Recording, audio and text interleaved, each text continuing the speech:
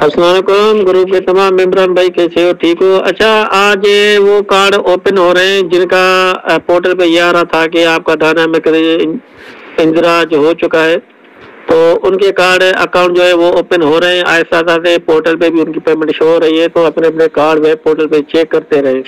जी अस्सलाम वालेकुम। बड़ी खुशखबरी लेके आ गया हूँ। हुकूमत पाकिस्तान ने अपना वादा आज पूरा कर दिया है। कैसे किया है, प्रूफ देख लिया है, वॉइस सुन ली है, उसके बाद वीडियो शुरू करते हैं। लेकिन बिस्मिल्लाह करते हैं कि भाई घर बैठे पैसा कमाना चाहते हो तो वीडियो का लिंक नीचे दे रहा हूँ, जाके वीडियो देखें, आज से पैसा कमाना शुरू कर दें।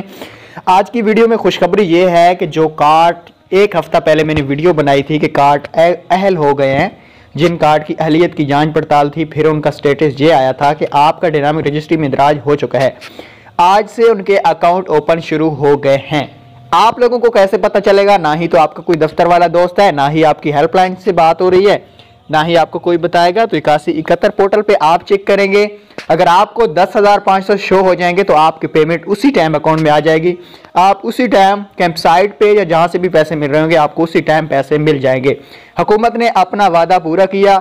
जनवरी का वादा किया था, आज से कार्ड के ऊपर फिल्टर लग चुका है। आज से पेमेंट लगना भी काफ़ी कार्ड में स्टार्ट हो चुकी है।